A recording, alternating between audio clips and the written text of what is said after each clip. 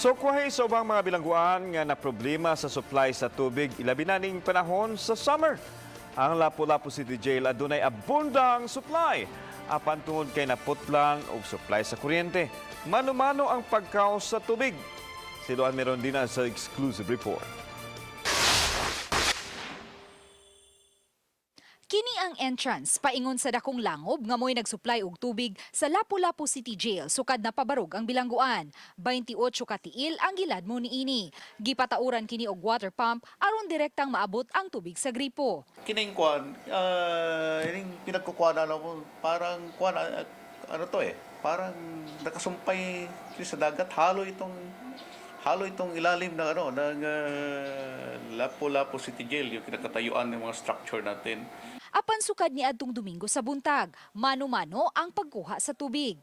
7 ka mga binilanggo ang gikinahanglang mukanaog paingon ngadto sa langob aron mapasa-pasa ang usa ka balding tubig. Tungod kay mano-mano man ang paagi sa pagkuha og tubig ilawom ngadto sa langob, mula na at og usa ka oras ang pagpuno lang niining maong baril, hinungdan sa taas nga linya sa pagkuha og tubig.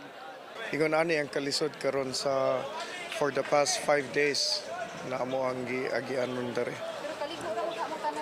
Makaligo ra mo po noon, ma'am. Kaan kaloy sa Diyos. Until 8 p.m. Ngit-ngit na kaayo. Magkalot niya magkuha gapon mig tubig. Limpyo ang tubig nga ilang nakaos, apan usahay, parat-parat ilabi na kun mutaob. Naa ni siya current sa dagat. Night time na mo high tide ni siya. Kung mo high tide, mo nang among sabon dili mo bula. Pero mostly kung mo low tide siya, so pure ang tubig na kuan, tabang, so mo na makalabami. So kanang inyo rong gida diha, unsa man na siya? Para kaligo na mo na ma'am, og para sa amo ang CR. So unsa man na siya parat na? Tabang na parat-parat kun ma'am, sagol. Aron temporaryong masolusyonan ang suliran sa tubig, gipadadaan ng water tanker sa dakbayan ang naasoing bilangguan. Uban ni Renante Quiñones, Luan Merondina, Balitang Bisdak.